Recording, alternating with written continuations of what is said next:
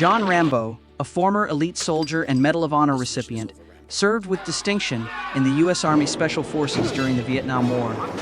Captured and brutally tortured in a prison camp, he endured unimaginable hardship. Years after his military service, Rambo wanders aimlessly across America, haunted by his past.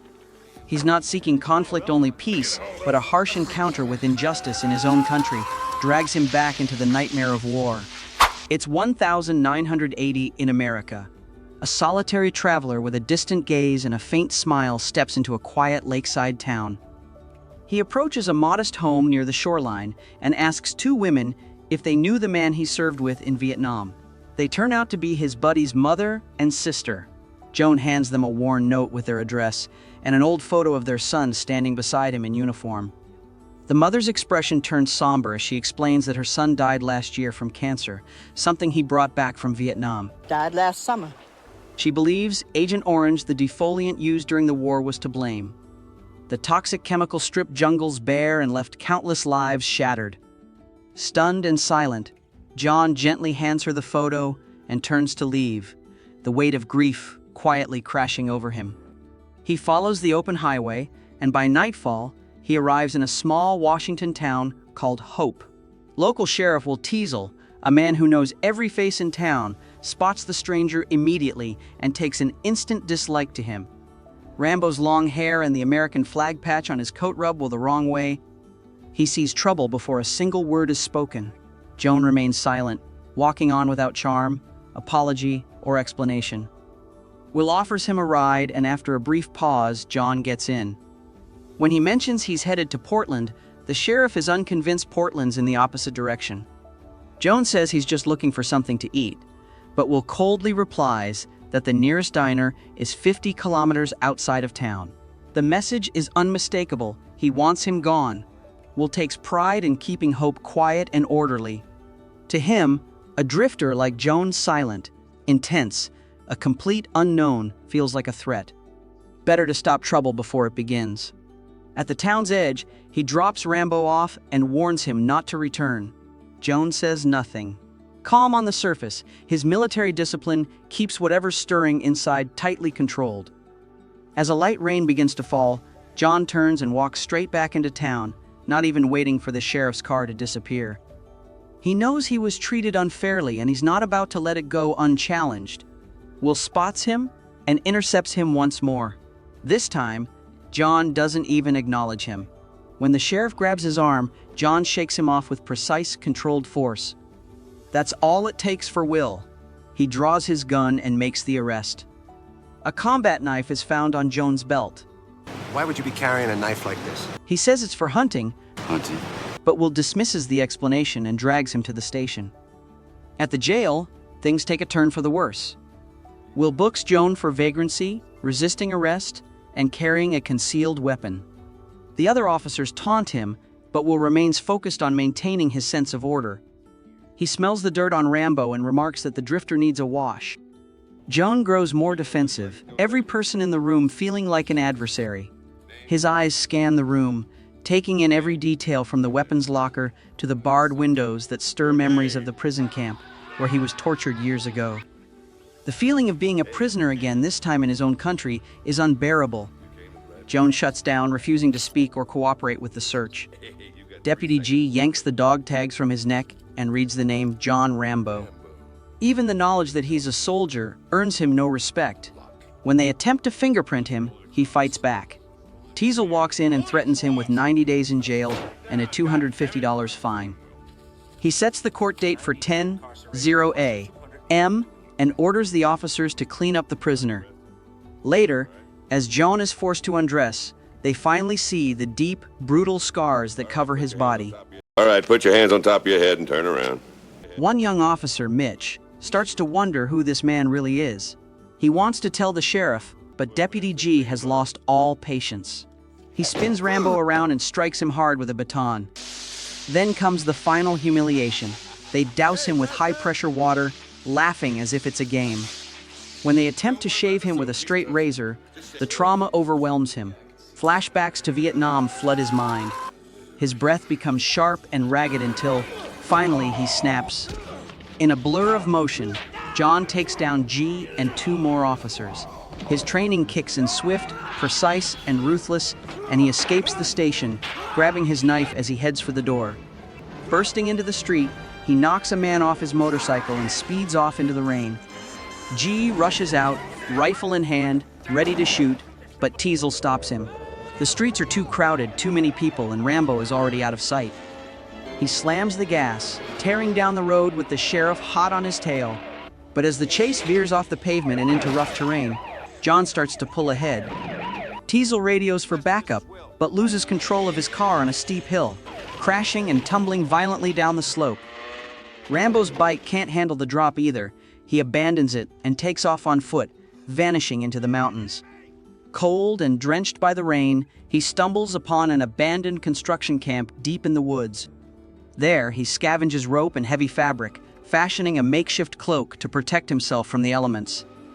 Back in town, Teasel intensifies the manhunt, bringing in K9 units and a helicopter, determined to flush Rambo out.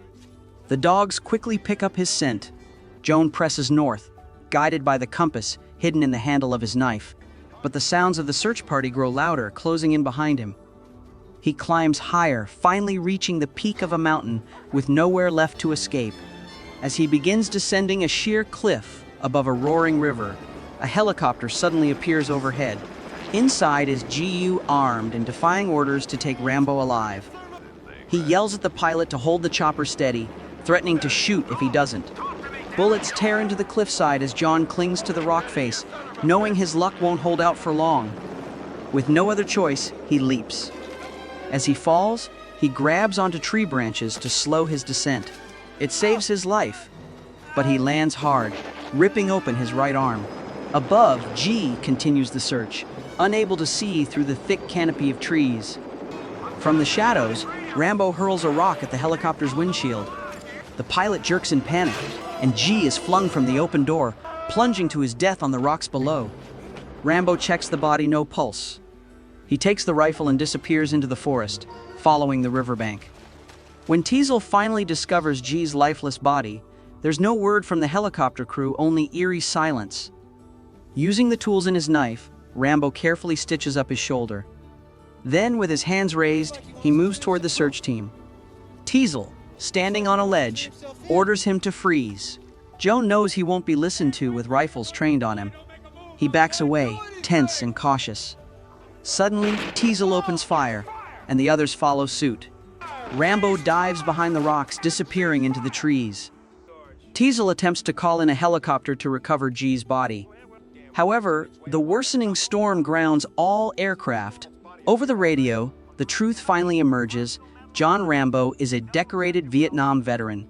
Tensions mount as the deputies start pointing fingers, blaming the sheriff for pushing too hard. Teasel grabs Mitch and forces him to look at G's body, swearing to bring justice for his fallen comrade. The dogs press on through the relentless rain, but the harsh conditions only deepen the men's frustration. Meanwhile, Rambo, now armed and fully in survival mode, sets traps throughout the forest. He shoots one of the handlers in the leg, then uses a decoy to lure the dogs in and takes them out. Teasel won't quit. He pushes his team forward, but the forest is Rambo's domain, his world. With his knife, he cuts through the underbrush and the men pursuing him, disabling them one by one. Quietly and efficiently, the forest transforms into a war zone. Chaos erupts.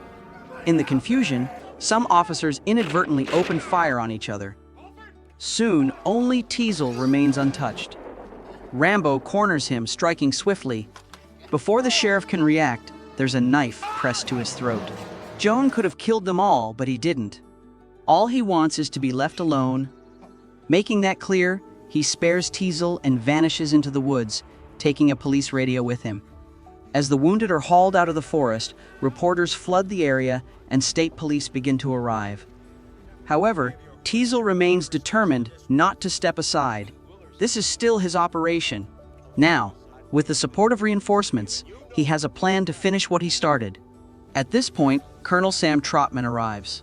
He tells the officers that Joan is the best soldier he has ever had, capable of surviving without food, water, or support, even in the harshest conditions.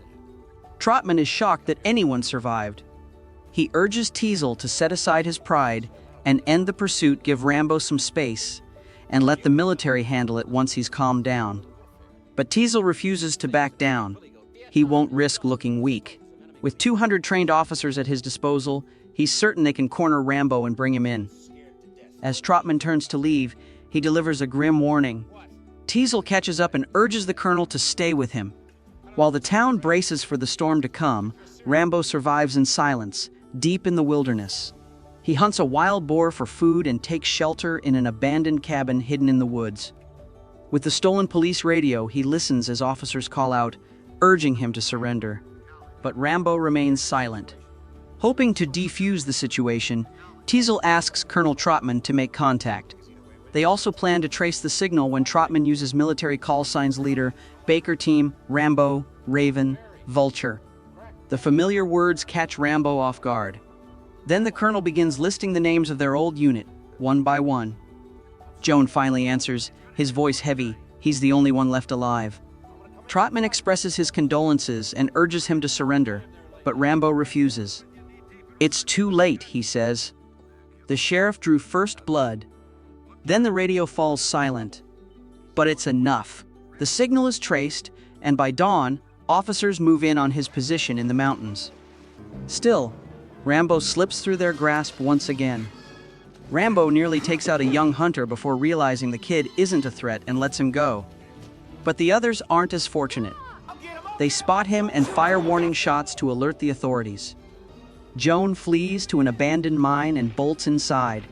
Moments later, officers surround the entrance and unleash a hail of bullets, only to be caught off guard when he fires back with an automatic rifle. A lieutenant gives Rambo 3 seconds to surrender. When there's no response, they launch a rocket into the mine. The explosion causes a cave-in, sealing the entrance, but Rambo slips deeper into the tunnels just in time. Outside, the officers celebrate, snapping photos and claiming victory. But when Teasel arrives and sees what they've done, he's livid. Once again, Teasel's orders not to fire were ignored. Now, to cover it up, they'll need a body. Colonel Trotman arrives and challenges the sheriff's pride once more, warning him he's only making things worse. But Teasel, frayed and desperate to stay in control, storms off. With the bulldozer still hours out, he trudges back to the station, drained and defeated. Meanwhile, deep in the pitch-black mine, Rambo stumbles upon old barrels of fuel. Rambo lights a torch and presses on, wading waist-deep into icy water, hoping the underground stream will lead him out. As he moves forward, a swarm of rats descends on him. He fights them off, then notices the torch smoke drifting upward airflow. He follows it, pushing through the darkness until he finally emerges above ground. Meanwhile, back in town, Teasel finds Troutman at a local bar. Calmer now, the sheriff offers a quiet apology. He asks what Troutman would have done in his place. Teasel admits he came close to killing Rambo himself, but something made him stop. Then he asks Troutman what he would have done in his place. The colonel doesn't have an answer. It's been too long since he truly knew the man Joan became. They both assume he died in the cave-in, but neither is certain. Because Rambo is still very much alive. Rambo spots a convoy on the highway and jumps onto a military truck. He climbs into the cab, holding the driver at knife point, and learns the truck is carrying M60 machine guns and ammunition. Without hesitation, he tosses the driver out. The hijacking is immediately reported to the police. Teasel gets the call. Rambo's back, alive and armed. As Joan drives, a patrol car opens fire, shattering the truck's side window. He swerves, forcing the car off the road and slamming it into a parked vehicle. Then, he plows through a roadblock, speeding straight into the heart of Hope. At a gas station, he crashes the truck.